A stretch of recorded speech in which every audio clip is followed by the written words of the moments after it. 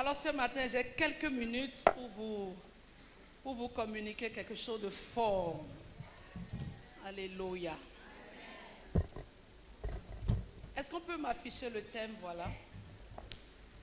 Posséder l'héritage promis par l'esprit de conquête. Je voudrais que le dimanche prochain, qu'on mette plutôt l'accent sur l'esprit de conquête. Emmanuel, vous m'entendez là-bas? Voilà. Vous zoomez plus esprit de conquête que l'héritage promis. Gloire à Dieu. Posséder l'héritage promis par l'esprit de conquête. Dis Seigneur, investis-moi de l'esprit de conquête. Alors, tout au long de ce semestre, nous allons naviguer dans le livre de Josué. Alléluia. Parce que le livre de Josué, c'est le livre de la conquête. Tu ne peux pas aller à la conquête sans comprendre les stratégies de la conquête.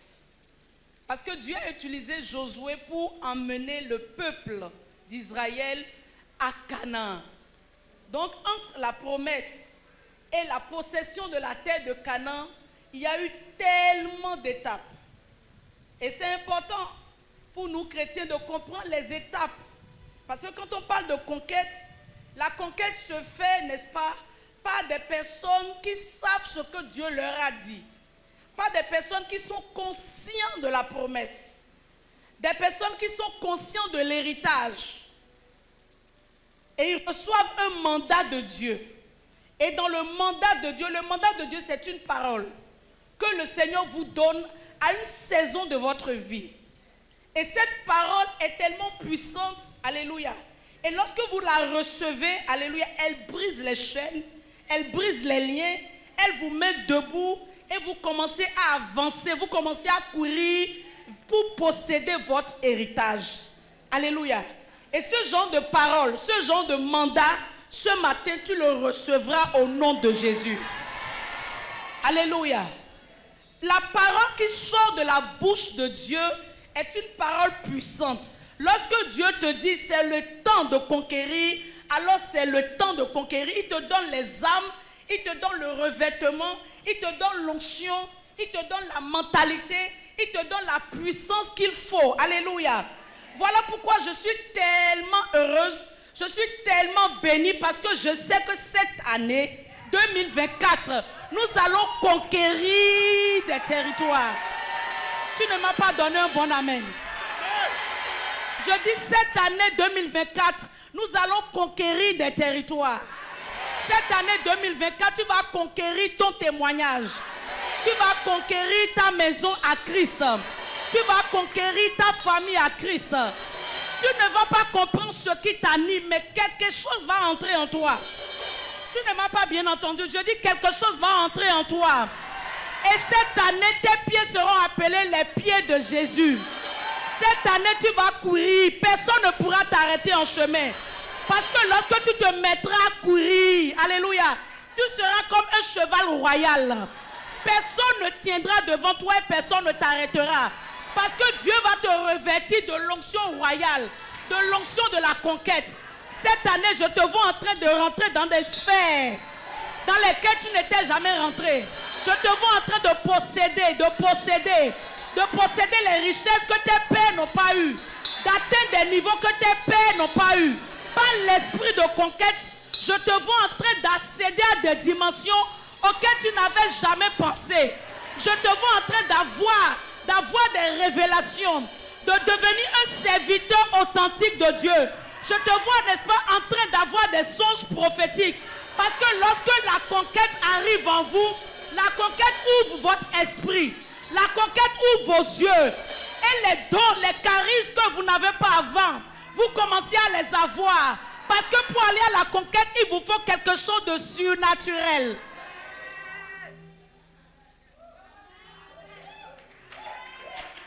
Rasapakatalaba. Alléluia.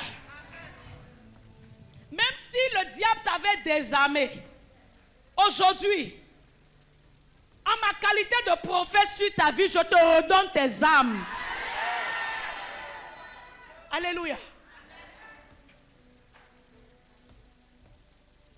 ne seras pas un conquérant ou un soldat sans armes. Alors, avant la conquête, Moïse a reçu une parole de la part de l'Éternel. D'abord, même avant ça, vous connaissez la promesse. La promesse a été faite à Abraham. Et Dieu a dit à Abraham, dans Genèse 22, il dit, je le jure par moi-même. C'est terrible lorsque vous lisez ce verset. Dieu dit, Dieu, lui-même Dieu, il jure. Lisez-moi Genèse 22, verset 14 ou 16, entre les deux. Il dit, je jure par moi-même. Waouh! La promesse est immuable. La promesse de Dieu est inchangeable. Parce que Dieu a juré par lui-même. Or, les hommes jurent pas quelque chose de supérieur à eux-mêmes. Mais comme rien n'est supérieur à Dieu, Dieu jure par lui-même de te bénir. Parce que lorsque Dieu parlait, il ne parlait pas seulement à Abraham. Mais il parlait non seulement à Abraham, mais il parlait à la postérité de Christ. Vous avez ça? Écoute bien. Je le jure par moi-même. Reprends un peu encore en haut pour qu'ils comprennent. L'ange de l'Éternel appela une seconde fois Abraham des cieux. L'ange de l'Éternel appela une seconde fois Abraham des cieux. Ce matin, l'ange va t'appeler. Amen. Alléluia. L'ange que l'Éternel a délégué pour t'accompagner dans cette saison de conquête, cet ange va commencer à appeler. Même dans ton sommeil, tu seras appelé. Amen. Même lorsque tu seras en volant, tu seras appelé. Ton âme sera interpellée. À partir de maintenant, tu ne vivras plus dans le sommeil. Parce que l'ange de l'Éternel va t'appeler à temps et à contre-temps. Dis à ton voisin, tu es appelé. L'ange de l'Éternel appela Abraham une seconde fois. Et dit. Il dit. Je le jure. Je le jure. Par moi-même. Par moi-même. Parole de l'Éternel. Il est en train de dire la parole qu'il a entendue dans les cieux. Il est en train de le dire à Abraham. Abraham, moi je suis l'ange. Mais voici ce que Dieu m'envoie te dire. Comme je suis un messager, voici la parole de Dieu pour toi. Écoutez. Parole de l'Éternel. Parole de l'Éternel. Parce que tu as fait cela. Parce que tu as fait cela. Et que tu n'as pas refusé ton fils unique. Tu n'as pas refusé ton fils, ton unique. Je te bénirai. Je te bénirai. Je te multiplierai. Je multiplierai ta postérité. Je multiplierai ta postérité. Comme les étoiles du ciel. Comme les étoiles du ciel. Et comme le sable qui est sur le bord de la mer. Comme le sable qui est sur le bord de la mer. Et ta postérité. Ta postérité possédera la porte de ses ennemis. La porte de ses ennemis. Amen. Ce matin, tu possèdes la porte de tes ennemis. Amen. Dis-moi un bon amen. Dis, je possède la porte de mes ennemis. Je possède la porte de mes ennemis. Oui. L'ennemi ne te vaincra pas. Mais au contraire, l'Éternel te donnera la victoire sur l'ennemi de ta destinée. Je le jure par moi-même. Dieu. Je le jure par moi-même. Je te bénirai. La bénédiction a précédé la malédiction. Parce que la première des choses que Dieu a libérées, c'était la bénédiction. C'est après ça que les malédictions sont arrivées. Donc la bénédiction, c'est la mère. C'est la mère, c'est la mère. Donc même si tu es maudit, tu vas retourner à ta mère ce matin. Ta mère, la bénédiction, ce matin, tu retournes dans ses entrailles. Je te sors des entrailles de la malédiction et je te retourne à ta mère. Alléluia. Attention. Rasapa katalaba. Resopra kandelebo shataya. Rabakatelebo sopraka. Rakandelebo Shataya. Mansa Payaka. Rasapakatalaba. Je vais le répéter encore. Ce matin, je te sors des entrailles de la malédiction. Et je te retourne à ta mère bénédiction. Dis, ma mère s'appelle la bénédiction. Je retourne à ma mère ce matin.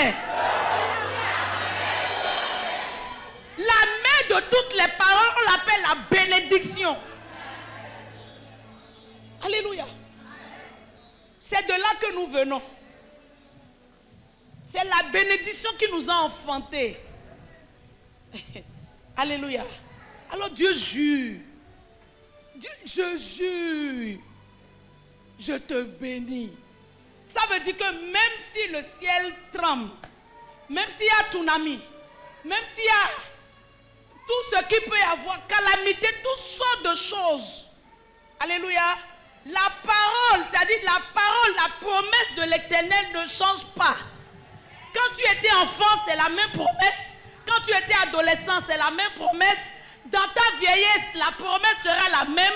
Et dans ta vieillesse, je te vois déjà en train de jouir des bénéfices de la promesse. Dis à ton voisin, Dieu a juré de me bénir. Alors qui a donc juré de te maudire? Qui est donc la personne qui t'a maudit lorsque Dieu jure de te bénir? Qui est donc cette personne? Alléluia. Qui peut accuser ceux que Dieu a bénis? Dis 3 fois, je suis béni. Je suis béni. Je suis béni.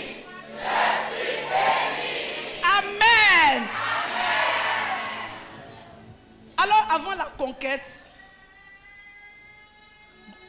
reçois ça au nom de Jésus. Alléluia. Alors donc, que ce soit Abraham, c'est lui qui a reçu cette grâce, cette promesse, avec toute sa postérité jusqu'à nous aujourd'hui. Et donc, il a vécu avec ses enfants. Donc, tous ses enfants ont su que Dieu avait fait une promesse à notre Père. Et Moïse connaissait cette promesse-là. Voilà pourquoi Moïse est un bon négociateur de Dieu.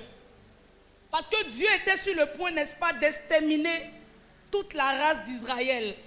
Et Moïse va commencer à lui parler. Moïse a dit à Dieu, Dieu, tout le monde a vu par quelle puissance tu as libéré le peuple de l'Égypte. Et tu as fait une promesse à nos pères. Tu leur as dit que tu béniras, que tu multiplieras, que tu les délivreras et que tu les conduiras, amen, dans le pays que tu leur as donné. Maintenant, Père, si tu laisses cette nation mourir dans le désert, on dira que c'est parce que tu n'as pas suffisamment de force pour les conduire à Canaan que tu les as fait sortir d'Égypte. On dira ça de toi. Ne permets pas qu'on salisse ton nom. Seigneur, souviens-toi de ta promesse. Ce matin, le Seigneur se souvient de la promesse qu'il a faite à quelqu'un. Dieu n'a pas oublié sa promesse. Donc Moïse connaissait les décrets divins dans lesquels il devait marcher. Et Dieu maintenant va lui dire, dans Nombres chapitre 14, dans Nombres chapitre 13, il dit, bon, maintenant, je vais t'apprendre les stratégies. Vous ne pouvez pas aller à la conquête d'une ville, à la conquête d'une dimension, à la conquête, n'est-ce pas, d'un territoire, si vous ne connaissez pas, que vous ne maîtrisez pas le territoire. Parce que pour posséder une terre, il faut connaître la terre que tu veux posséder.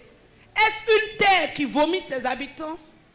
Est-ce une terre qui, n'est-ce pas, détruit ses habitants? Est-ce une terre qui est favorable à ses habitants? Comment les gens raisonnent dans ce territoire? Quelles sont les valeurs dans ce territoire? Quelles sont les lois dans ce territoire? On ne se lève pas pour gagner, pour conquérir quelque chose qu'on ne maîtrise pas. épouser une femme, c'est une conquête. On ne se lève pas pour épouser une femme parce qu'elle est belle. On va faire, on espionne autour de cette femme et autour de cet homme. On regarde dans sa famille. Quelles sont leurs origines? Quelles sont leurs pratiques? Quelle est leur foi? Quelles sont les valeurs qu'ils incarnent dans cette famille? Si je rentre dans cette famille, est-ce que c'est bon pour ma destinée? Est-ce que le combat que vit cet homme, le combat que vit ce monsieur, est-ce qu'à mon niveau de chrétienté d'aujourd'hui, alléluia, je peux entrer dans ce combat et avoir la victoire? Parce qu'on se marie, parce qu'on sait qu'on a la capacité de remporter la victoire dans le camp de sa femme. Alléluia. Parce que deux bagages lourds ne se marient pas. L'autre a bagage lourd, toi aussi tu as bagage lourd. Vous deux, vous êtes impuissants en Christ. Et vous voulez vous mettre ensemble pour faire quoi? Question. N'est-ce pas?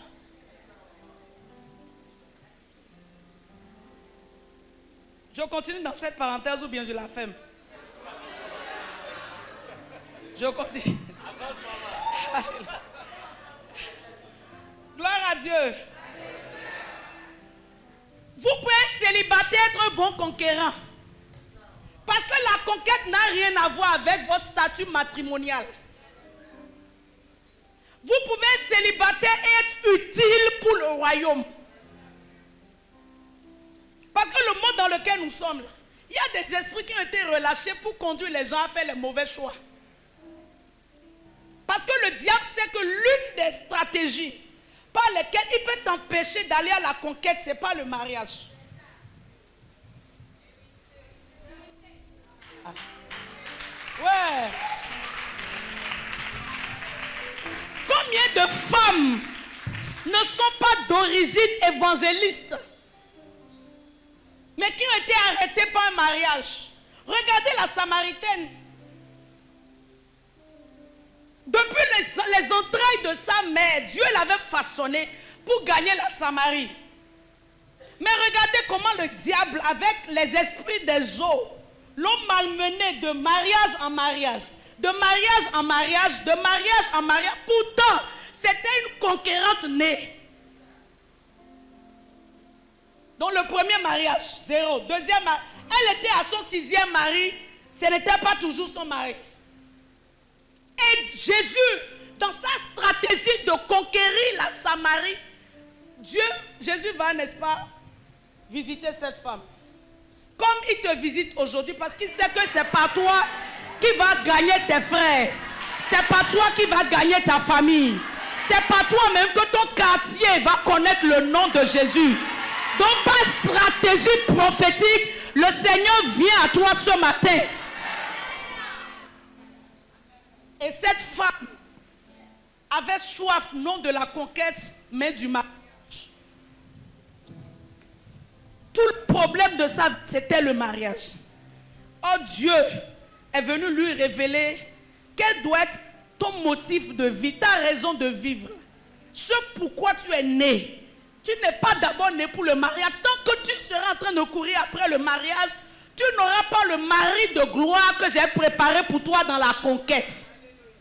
Mais, Samaritaine, si tu acceptes le mandat de la conquête aujourd'hui, je vais te donner un mari. Il dit, Jésus, j'ai soif. J'ai soif. Jésus lui dit, je vais te donner une eau que tu vas boire. Et quand tu vas boire cette eau, elle va devenir une source en toi. Et tout vide en toi, vide émotionnel, vide financier, tout ce que tu ressens comme vide, je vais combler ces vides. Parce que je suis ton premier amoureux. Je suis ton premier mari. Si tu ne m'épouses pas d'abord, tu ne peux pas épouser l'homme que j'ai préparé pour toi. Alors tu dois épouser. Nous sommes, Église, épouse du Christ. Épouse du Christ. Bon, je descends dans mon message. Tout ça, c'est introduction, hein? Je descends dans mon message. Une belle introduction. Belle introduction. Très belle. Merci, mon fils. Nombre chapitre 13. Attendez, je vous donne le verset. Nombre 13.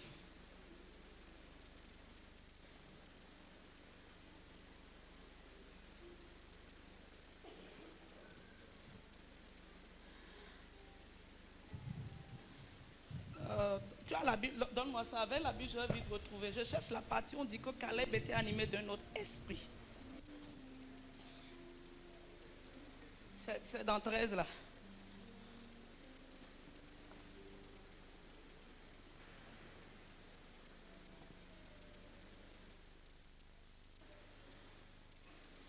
Ok, lisons d'abord le rapport. Commence à partir du verset 27.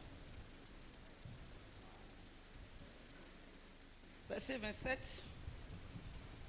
On va lire le rapport des espions. Donc Dieu a dit à Moïse, va espionner le peuple pour voir est-ce que le pays là que je vous ai donné, allez voir pour savoir quelles sont les armes que vous devez utiliser. Parce qu'il y a des conquêtes, amen, qu'on peut faire par des prophéties, il y a des conquêtes qu'on peut faire par la prière, il y a des conquêtes qu'on peut faire par l'amour, il y a des conquêtes qu'on peut faire par le jeûne. Donc allez-y voir pour voir quelles sont les armes que vous allez utiliser. Le défi de ta vie, le prochain niveau que tu veux, tu dois d'abord l'explorer dans ton esprit. Cette dimension que je cherche, quelles sont les implications de ce domaine que je recherche et quelles sont les armes que je dois avoir. Et les 12 espions sont partis, ils sont revenus et puis ils ont fait leur rapport. Lisons ensemble le rapport. Voici ce qu'ils racontèrent à Moïse. Oui. Nous sommes allés dans le pays où tu nous as envoyés. À la vérité, c'est un pays où coule le lait et le miel. Donc ça c'est confirmé. Et en voici les fruits. Et en voici les fruits. Mais le peuple qui habite ce pays est puissant. Mais le peuple qui habite ce pays est puissant. Les villes sont fortifiées. Les villes sont fortifiées. Très grandes. Très grandes. Nous y avons vu des enfants d'Anak. Nous y avons vu des enfants d'Anak. C'était des géants, des gens qui peuvent mesurer 5 mètres. Les Amalécites habitent la contrée du Midi. Les Amalécites habitent la contrée du Midi. Les Étiens, il y avait les Étiens aussi. Les Jébusiens, les Amoréens, habitent la montagne. Et les Cananéens, aussi les Cananéens habitent près de la mer. Et le long du Jourdain. Caleb fit taire le peuple. Et Caleb fit taire le peuple. Qui murmurait contre Moïse. Il dit. Et écoutez ce que Caleb a dit. Montons. Emparons-nous du pays. Du pays. Nous y serons vainqueurs. Dis à ton voisin le langage de la conquête. C'est le langage de la foi. Il dit montons. Quoi encore? Montons. Nous emparons-nous du pays. Nous y serons vainqueurs. Point d'exclamation. Maintenant, lis le verset 24 de Nombre 14. Yes. 12 personnes sont allées. 10 ont tenu un langage de défaite. Et 2 seulement ont compris que bon, il y a des géants, c'est vrai. Il y a des oppositions à ma destinée, c'est vrai. Il y a la sorcellerie dans ma famille, c'est vrai. Il y a les ténèbres qui ont couvert ma famille, c'est vrai. Moi-même, je viens d'une famille compliquée, c'est vrai. Mon père est féticheur, c'est vrai. J'ai connu déjà 5 maris au passé, c'est vrai. Je suis d'une famille pauvre, c'est vrai. Mais... Nombre 14, verset 24. Et parce que mon serviteur Caleb a été animé de notre esprit. C'est ça que je veux parler aujourd'hui. Parce que mon serviteur Caleb a été animé de notre esprit. Donc, Caleb a été animé de notre esprit. Et qu'il a pleinement suivi ma voix.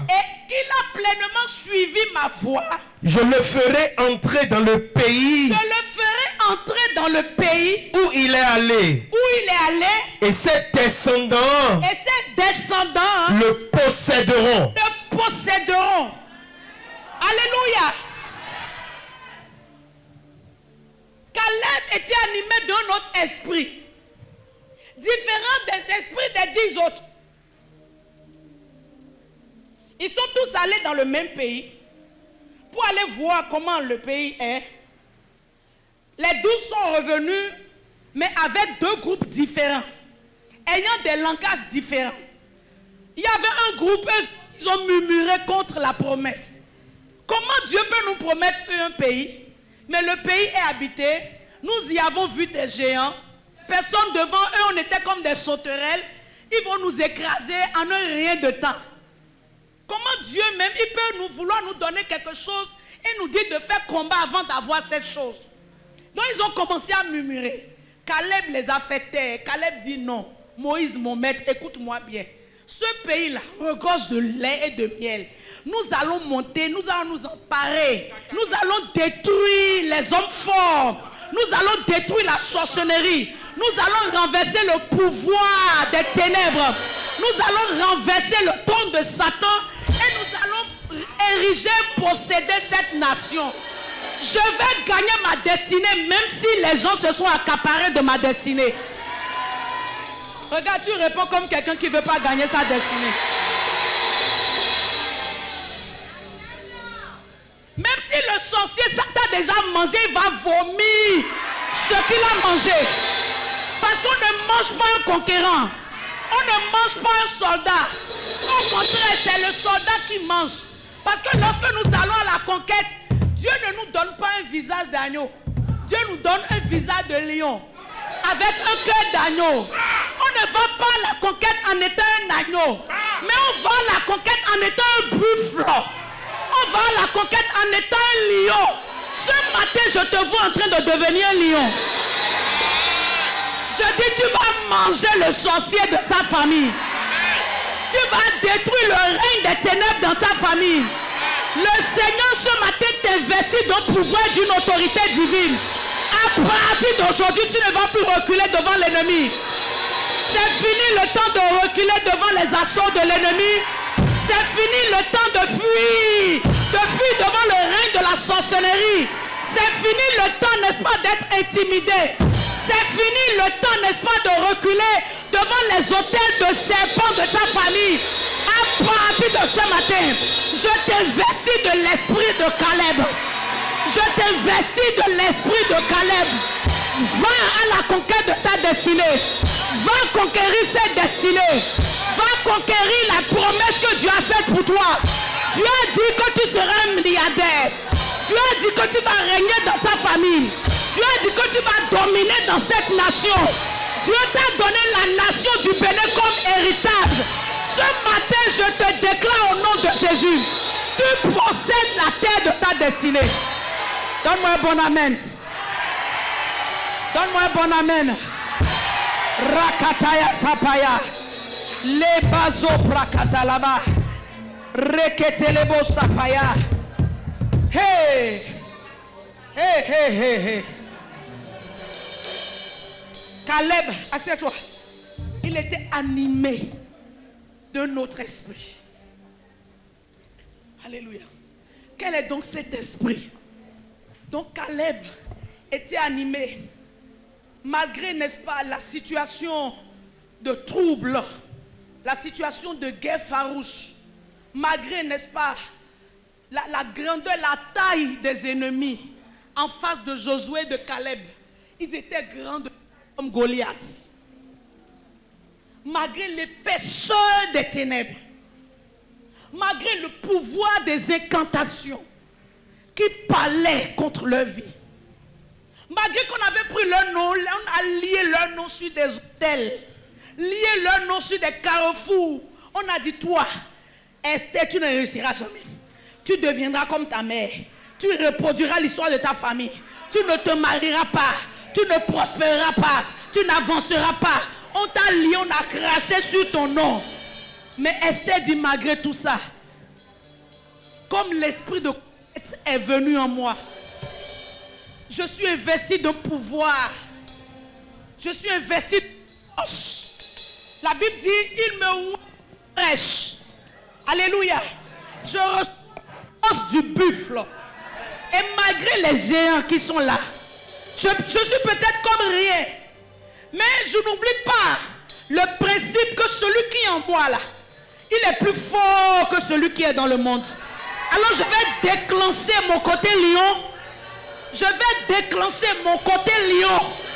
Et aller dévorer tous ces habitants qui occupent ma destinée. Je veux déclarer à quelqu'un. Tous ceux qui occupent ta destinée te verront comme un lion. Avant que tu n'arrives, ils vont déguerpir. À ta vue, ils vont fuir. À ton approche, ils vont fuir. Parce que tu ne viens pas seul, mais tu viens avec l'armée céleste. Tu viens avec les cortèges angéliques de feu. Tu viens avec les chérubins de feu, les séraphins de puissance. Et ils vont combattre avec toi dans cette bataille. Je te vois en train de couper la tête des Goliaths. Je te vois en train de renverser les méchants. Je te vois en train de détruire le règne de la sorcellerie. Je te vois en train de renverser l'autel de serpent dans ta famille. Je te vois en train d'écraser la tête du sorcier de ta maison. Ce matin, tu rentres dans ton héritage. Donne-moi un bon amen et puis j'avance. Rapaya katelebo sapaya. Sopra kanelebo shataya. Alléluia. Bien-aimés frères, Dieu voulait débarrasser le peuple d'Israël des personnes qui vont freiner leur course. Vous savez, on ne va pas à la conquête avec tout le monde. On ne va pas à la conquête avec tout le monde. Il y a des gens qui ne doivent pas t'accompagner au prochain niveau. Et Dieu va organiser, orchestrer des événements pour que les gens comme les 10 autres là, ils vont te quitter. Parce qu'il y a des personnes qui constituent des poids dans ton système. Quand tu veux t'envoler, eux autres là, ils vont couper tes ailes. Ils vont te dire non, tout le monde a échoué dans la famille. Est-ce que toi tu peux réussir quelque chose? Toujours, c'est affaire de Dieu. Tu penses que tu peux aller quelque part? Ça fait 4 ans que tu parles d'affaires de Dieu. Mais qu'est-ce qui a changé dans ta vie? Ça fait 10 ans qu'on est en train de prier pour toi. Qu'est-ce qui a changé? Toutes ces personnes avaient des langages bizarres. Ils quittent ta vie ce matin. Ils quittent ta vie ce matin. Tu dois entrer dans ta conquête légère.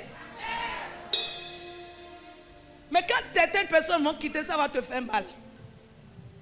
Mais il faut qu'ils quittent. Parce que la séparation avec certaines personnes est douloureuse. Mais en fait, c'est douloureux pour la chair. Sinon, c'est bénéfique pour l'esprit. Regarde ce petit copain vilain qui te fatigue. Là, il faut le quitter. Il faut le quitter pour entrer dans ta conquête. Tu vas quitter et puis il n'y aura rien. Je parle à une femme ce matin. Alléluia. Hey, Seigneur, revins-moi de l'esprit de conquête. Revins-moi de l'esprit de conquête. Gloire à Dieu. C'est Dieu qui investit les hommes pour la conquête. Parce qu'en réalité, quand Dieu parle de conquête, c'est une très bonne nouvelle parce que la prochaine étape est là. Quand Dieu a dit que cette année, c'est l'année de conquête pour les églises fort audacieuses, non seulement c'est l'année de l'expansion, c'est l'année d'ouverture des portes, c'est l'année de l'élargissement, non seulement pour les fidèles, mais également pour l'église. Voilà pourquoi cette année, le visa que tu n'avais pas eu l'année dernière, tu l'auras cette année. Parce que le Seigneur est sur le point de t'envoyer sur le territoire où tu vas manger le lait et le miel. Alléluia. Si c'est Dieu qui t'a dit que tu vas conquérir, on n'a qu'à tout dire, mais tu vas conquérir. C'est clair. Les gens peuvent se lever, les gens peuvent faire tout ce qu'ils veulent, ils peuvent faire tout. Ils peuvent te mettre dans tout. Mais quand la conquête est sur toi, que c'est toi que Dieu a ciblé pour voir l'esprit de la conquête, on n'a qu'à te faire tout. Mais un jour, tu te relèveras. Et ce jour-là, c'est aujourd'hui. Tu te relèves aujourd'hui. De la même manière que Dieu a dit à Josué, lève-toi Josué. Ce matin, je te dis, lève-toi au nom de Jésus. Lève-toi de cette maladie. Lève-toi de cette souffrance. Lève-toi de ce niveau.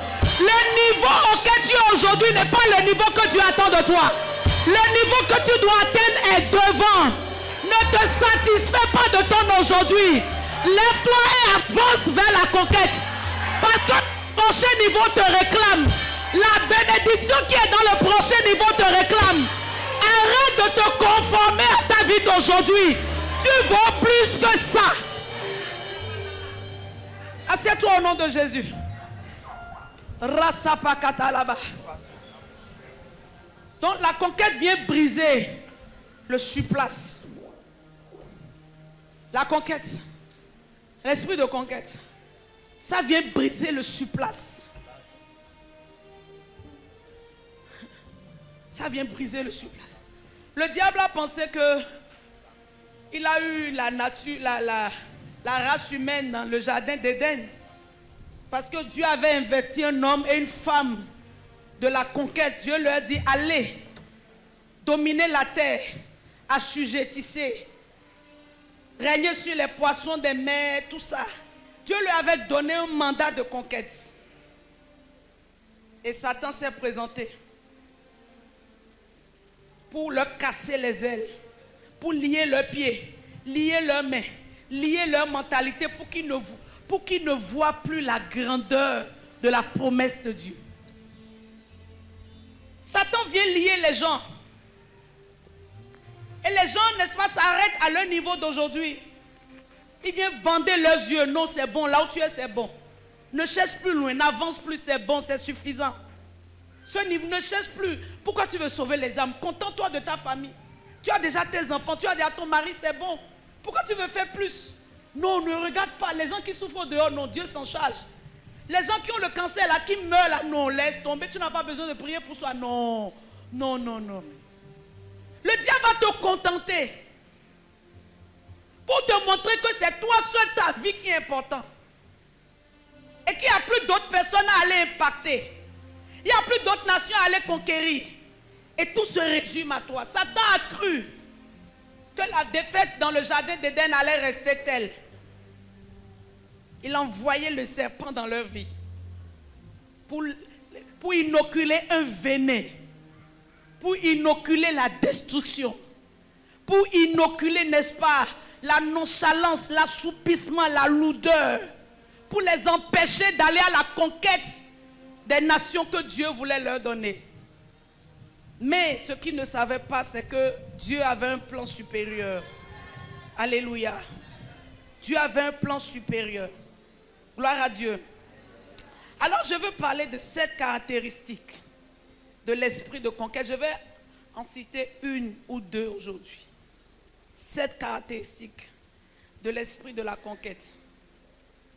Lorsque tu reçois cet esprit de conquête, amen. La première des choses que Dieu doit faire dans ta vie ou que Dieu fait dans ta vie, c'est que d'abord Dieu te délivre. Parce qu'on ne va pas à la conquête avec des liens. On ne va pas à la conquête avec des poids maléfiques. On ne va pas à la conquête avec des réclamations sataniques. On ne va pas à la conquête avec la mentalité liée par Satan. Donc la première des choses que cet esprit, cet autre esprit, dont Caleb a été investi, la première des choses qu'il fait, c'est que d'abord il te délivre de la frayeur. Il te délivre de la peur. Il te délivre de l'intimidation. Il te délivre de tout ce qui a fait échouer les autres. Dieu te délivre de ça. Alléluia. Alors donc ce matin, je ne sais pas dans quel lien tu es. Mais si la sorcellerie avait bloqué ta vie, si les autels de ta famille avaient bloqué ta destinée, je viens ce matin comme prophète de l'Éternel. Et par la puissance du sang de Jésus, par le pouvoir de son nom, je détruis ces autels dans ta vie. Je détruis ces liens dans ta vie. Je détruis ces liens dans ta vie. Et ce matin, je te déclare libre. Je te déclare libre. Que tout hôtel auquel tu avais été vendu, pour que tu n'ailles jamais à la conquête de ta vie, pour que tu n'ailles jamais à la conquête de ta destinée, tout hôtel de serpent auquel tu avais été consacré, serpent de pauvreté, serpent d'infirmité, serpent de maladie, que tous ces serpents prennent feu maintenant au nom de Jésus.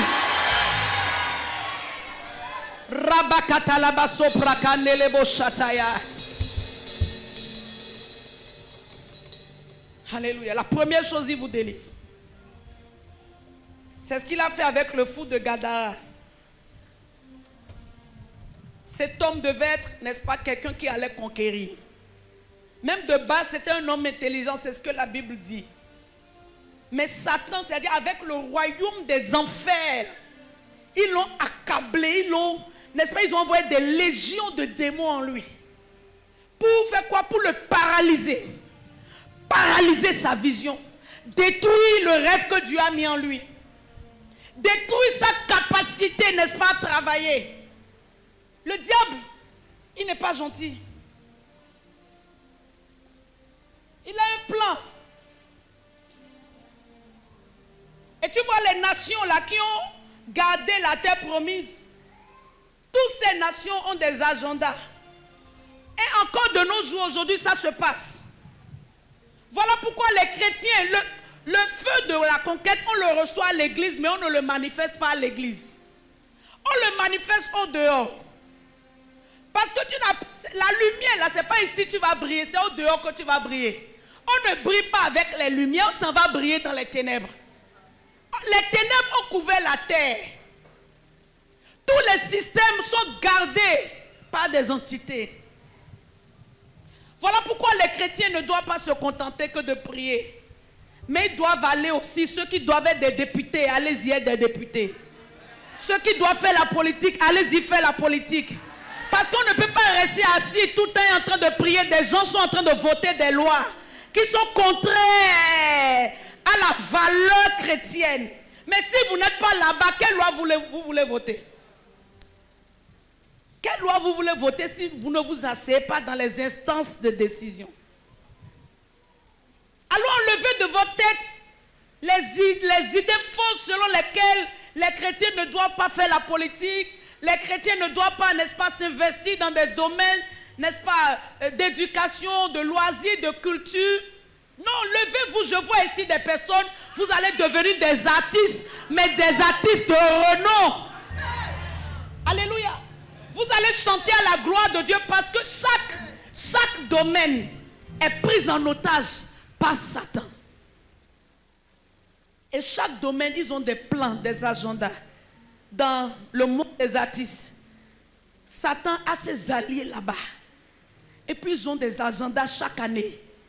D'autres doivent faire sortir des chants pour hypnotiser les gens. D'autres doivent faire sortir des chants de sorte que quand tu es en train d'écouter les chants, tu reçois l'esprit, un esprit venu des enfers, la vie en toi. Pas le chant que tu es en train d'écouter, mais le problème c'est que toi tu n'as jamais fait de chant aussi. Alléluia. Quel chant toi tu veux faire pour que les gens écoutent aussi? Alléluia. Donc chaque secteur, ils ont regardez même le secteur du cinéma. Ils sont venus avec des agendas puissants.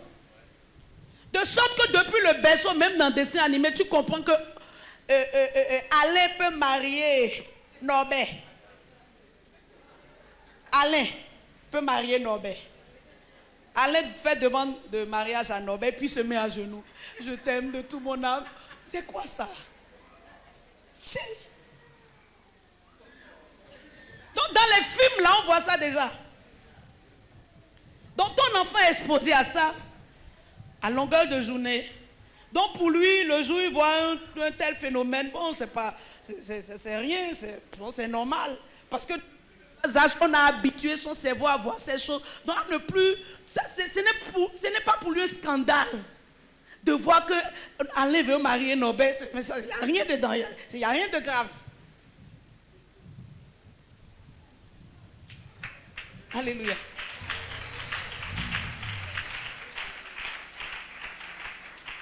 à Dieu. Si tu as cet esprit d'Alain de Nobel ici, je te délivre ce matin.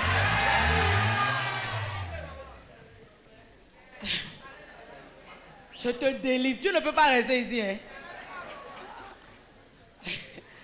Ou bien, il me semble que ton voisin n'a pas dit Amen parce que lui, il est Alain Nobel. Demande-lui, tu es Alain Nobel. Alléluia. C'est quoi ça? Gloire à Dieu. Donc la conquête, quand l'esprit de la conquête vient là, il te délivre de tout ça. Et il te montre que bon, maintenant tu peux aller conquérir ces nations-là. Il te donne la force de rentrer. Si tu es appelé à être autorité, il te conduit. Si tu es appelé à rester dans le monde des affaires, il te conduit. Il dit, Dieu t'investit des pouvoirs qui sont contenus dans ces secteurs-là. Si tu es dans le secteur, n'est-ce pas, de la religion, oui, de la religion, parce que c'est dans la religion que tout ça. Si tu es dans le secteur de la... Dieu te donne une puissance pour pouvoir contrôler ce secteur-là. Donc chacun a besoin d'avoir une puissance. Gloire à Dieu. Deuxième chose que je dis et qu'on va prier.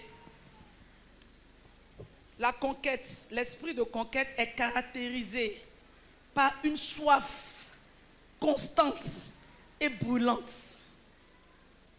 Une soif, c'est-à-dire, tu as soif des choses de Dieu. Tu as soif. Tu as soif d'aller prier. Tu as soif de manifester le règne de Dieu. Tu as soif que le nom de Dieu soit glorifié au travers de ta vie. Tu as soif. Parce que la soif, c'est le déclencheur de la puissance. Si tu n'as pas soif d'une autre dimension, si tu n'as pas soif de Canaan, Canaan ne viendra pas à toi. Parce que souvenez-vous, Caleb est allé d'abord, avant de posséder. Nous, dans notre cas, comment on peut aller? On va par notre esprit. Ce n'est pas ton esprit que tu vas posséder Canaan. Bien que peut-être que tu sois en Égypte, déjà dans ton esprit, tu es allé posséder Canaan. Voilà pourquoi l'activité de l'esprit est très importante lorsque tu es dans la conquête. Tu dois projeter ton esprit dans des années qui sont devant toi. Tu es ici aujourd'hui en 2024, mais tu dois avoir la capacité de projeter ton esprit en 2028, de projeter ton esprit dans la société que tu n'as pas encore construit, de projeter ton esprit dans le pays dont tu n'as pas encore eu le visa. Tu dois projeter ton esprit. Alléluia. Tu es là assis, mais ton esprit est à New York. Alléluia. Tu es là. Ton esprit ne vagabonde pas pour dire que non, qu'est-ce que je vais manger, de quoi je vais me vêtir. Non. Tu penses, c'est-à-dire, la maison que tu veux construire là. Tu es là dans ton entrée couchée, mais toutes les fois que tu entres dans ton entrée couchée, tu imagines que tu es dans ta chambre. Amen. De ta propre maison, tu imagines, tu es sur ta moto, mais ton esprit est dans la voiture. Oh. Oh, vraiment, je ne sais pas si vous comprenez ce que je dis. Tu es sur ta moto, mais ton esprit est dans ta Lamborghini, bien comment vous appelez ça? Ton esprit est là-bas. Il fait chaud, tu sens que la pluie te tape, tout ça là. Mais tu sens la fraîcheur de ta voiture. Est-ce que quelqu'un peut bouger son esprit ce matin? Ton esprit peut s'envoler où tu veux, quand tu veux. Voilà pourquoi nous sommes des esprits. Alléluia. Ton esprit a la capacité d'aller toucher l'esprit de l'autre. Ça peut-être c'est des choses un peu trop fortes pour vous. Ton esprit peut aller convaincre l'esprit de ton mari de pécher. Tes enfants peuvent être à l'école et ton esprit est en train de leur indiquer ce qu'ils doivent faire. Voilà pourquoi vous devez réveiller votre esprit. Vous n'êtes pas des êtres normaux, vous êtes des esprits. Vous êtes des dieux. L'homme ne va pas à la conquête, c'est des dieux qui vont à la conquête. Et je suis venu ce matin pour vous rappeler que vous êtes des dieux. Manifestez-vous comme des dieux. Projetez-vous dans votre esprit. Selon, n'est-ce pas, toutes ces choses que Dieu a décrites. La destinée glorieuse que Dieu a prévue pour toi. Si tu ne vois pas, si tu ne vois que les mauvaises choses, quand toi tu fermes tes yeux là, c'est seulement, tes pensées vont seulement sur les mauvaises choses. Non, c'est pas bon. C'est la sorcellerie. À partir d'aujourd'hui, les sorciers même vont te voir dans leur chambre. Ils vont te voir dans leur sommeil. Parce que l'esprit de conquête entre dans ton esprit. Et vous devenez un feu dévorant dans le camp des sorciers. Cette nuit, aucun des sorciers de nos familles ne dormira. Parce qu'eux tous nous verront comme des feux dévorants. On va rentrer dans leur maison. On va consumer leurs enfants. On va consumer leur grenier. On va récupérer tout ce qui est à nous. À partir de ce dimanche, je suis en train de te parler. Un sorcier n'a qu'à faire l'erreur de prendre ton nom et d'évoquer. Il va voir ce qui va se passer. Dis avec moi, Seigneur, investis-moi de l'esprit de conquête.